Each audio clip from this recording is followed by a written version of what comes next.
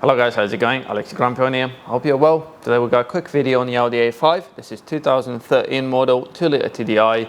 So it's my daily car that I'm doing a full service on today. But this is just a quick video in case you don't want to watch the whole full service. This is just the oil filter and oil replacement, so nice and easy.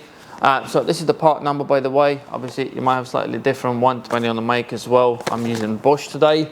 So you can use man filters, etc. The link is in the description below for the cheapest one, and they are good quality. So also the same with the oil. I'm going to give you the link in the description below for that as well, and how much it takes, and etc. So yeah, if that is something you're interested in, join in and let's get started. So for the oil replacement, you will need a ratchet and a 32mm socket. So I have got my Draper tools here again. So what we need to do to get to the oil filter is pop this cover off. There's 4 bits that hold it on. They're just rubber bits. Make sure you don't lose them. So 1, 2, 3, 4. Out of the way. So get the extension, and the oil filter is located down here. So as you can see, I've got my extension on it. So that's that plastic housing, or the top anyway, they got there. So just undo it slightly, don't take it off completely. So if you undo it slightly while you drain the oil at the bottom, it'll give you enough time to drain the oil out of this housing. So when you get the actual filter out, it's not gonna drip everywhere and make a mess. So just let it go loose. Yeah, so that's pretty loose.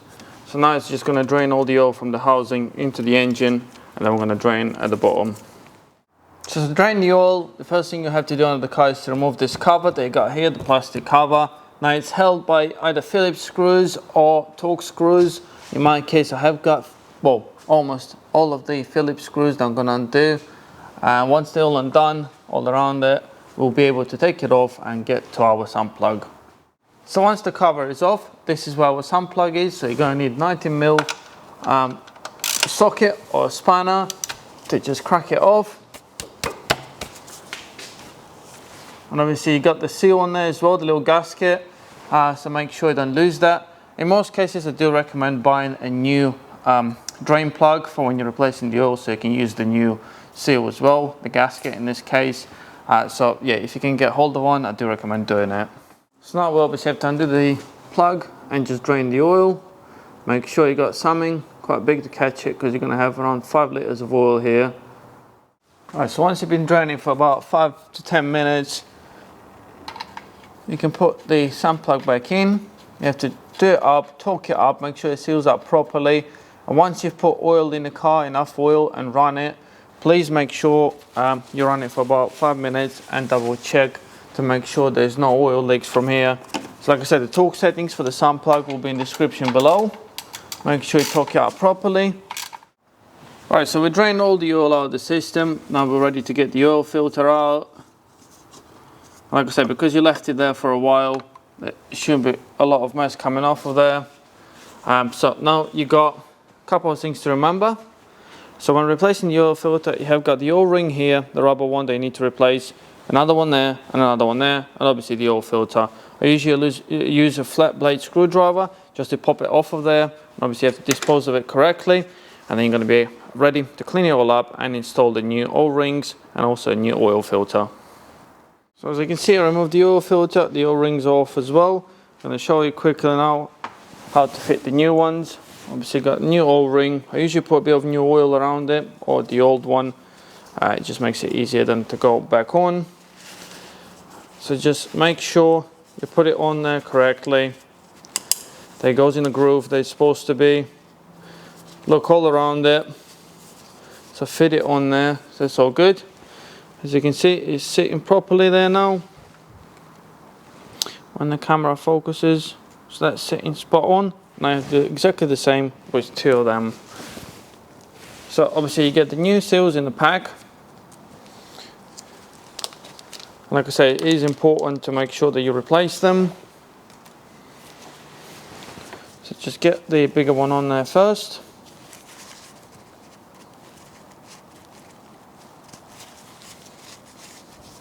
That's on there, and the little one is probably the most difficult one to replace. It's quite tight on there, and the camera's probably not even focusing properly. There you go, that's on there as well. And now make sure when you take the old oil filter, you notice that there's one side that got a bigger hole than the other. So that's the side that goes obviously on there. And you have to push it down enough for it to click on. And it stays on there so it doesn't just come off. And that is it. Now you're ready to obviously put it back in there. So now we're ready to do it up. The torque setting on it is actually on the cover, on the filter housing itself. It says 25 Newton meters, so make sure you do it up properly.